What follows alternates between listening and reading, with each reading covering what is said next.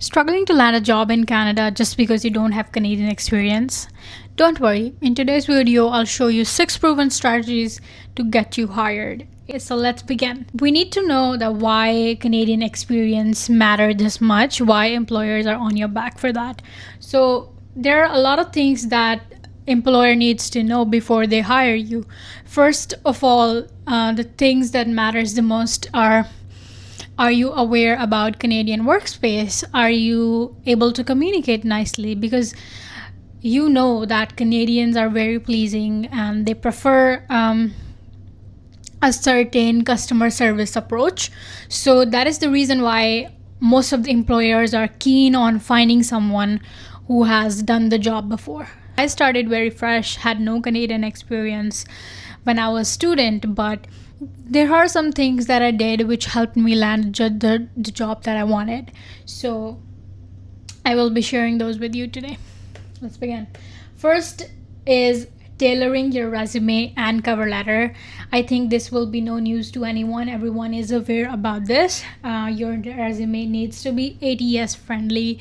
Your resume needs Canadian keywords, the job description. Now, the job description, what I meant by it, that whenever you go onto a job posting, job description, just go through the whole job description and then pick things from there that you can add in your resume. For example, they mentioned that they need a team player. So you add it in your resume that you're a team player. You understand what I'm saying? That is how you make it ATS friendly. That is how you make it visible to the employer. And there are thousands of applicants to compete with. So you need to be smart. Emphasize on soft skill like teamwork, communication, problem solving. This is something that Canadian employers are looking for.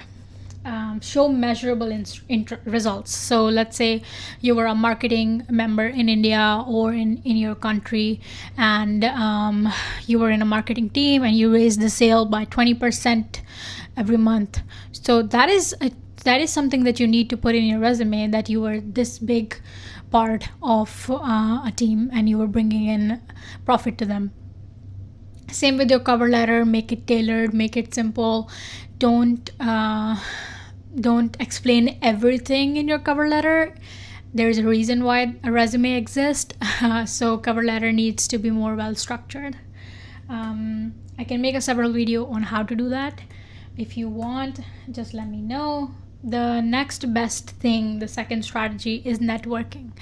Connect with people on LinkedIn, professionals in the industry, your industry, attend local networking events or online webinars, join community groups or professional associations, go to job fairs. Now, what I meant by connecting is don't just go on LinkedIn and ask them for a job. That is not helping. So what you do is you connect with the people in your industry. Let's say marketing again. So you have a marketing manager and you're seeing them on LinkedIn. They're good. So you message them, ask them for an advice. Just communicate with them. And after a while, when you build a relation with them, then you can ask them if there is any job posting that might help you or that they can refer you to. So that is what I meant by making connections on LinkedIn.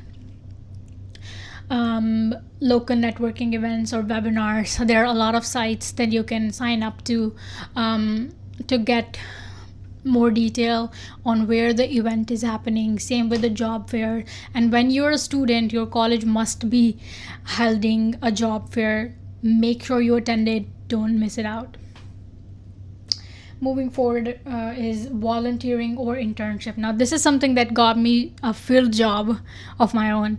I am in medical sector, and by doing this, I got my field job. So what I meant by volunteering is, let's say you're in medical just like me and you want to get into a hospital or anything. One thing that you can do is you can sign up to be a volunteer there. It's only once a week. Any hospital near you would do. You don't have to apply in the same one that you're applying to for a job. Just apply anywhere Once a week you go there, you understand how the hospital works, how the department works, you talk to people there, you connect with the members. There are a lot of things that you will learn from this. I was a volunteer in Humber River Hospital for a while, and while I was still studying. So, this is a very good step to take in any field. If you're in other fields, same thing applies to you. Reference in Canada works like magic. So, that is something that you need to have. I mean, you can still get jobs without reference. I got mine, but having reference is wonderful. If you have it, your chances are good. Co-op placements. This is something I wanted to discuss because I've seen people not doing it, and this is extremely ruining their careers. So, whenever your college offer a co-op placement, please take it. You go to your co-op, because I did mine in one of the hospitals, and right after a month I got hired. And co-op is something that will give you real life experiences.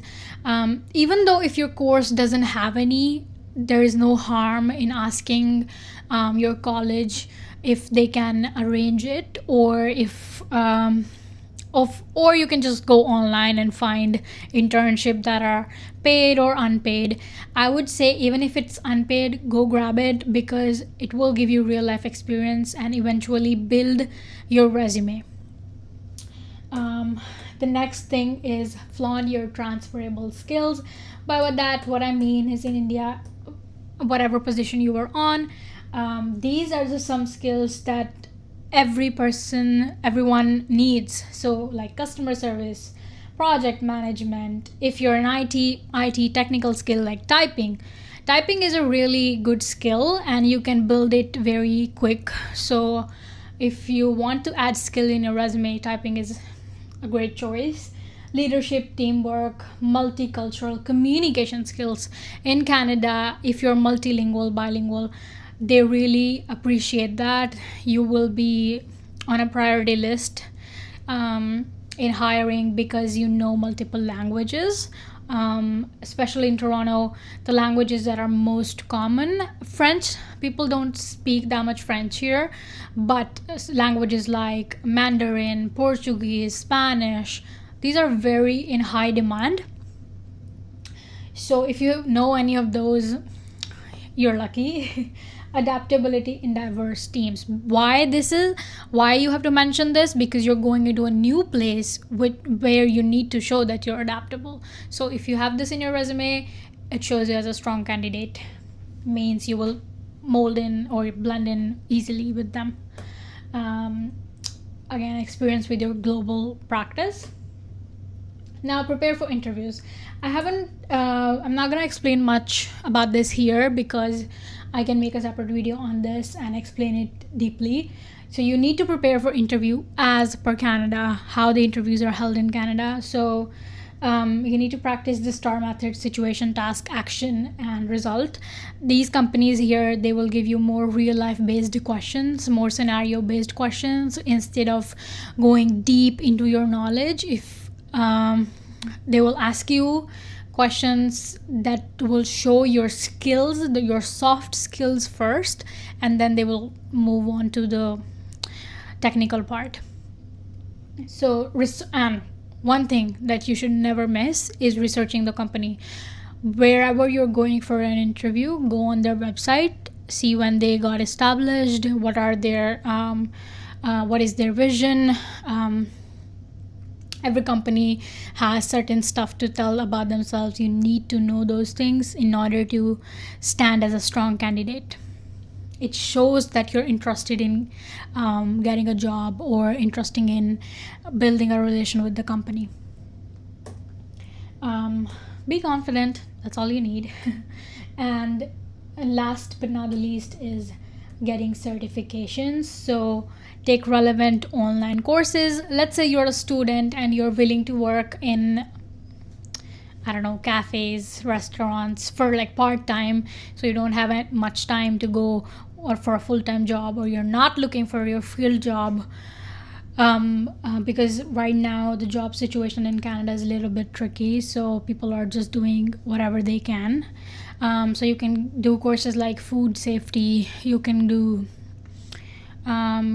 courses like workspace safety balance. These are very cheap courses. You can get them for like $25-$30. Some of them are even free.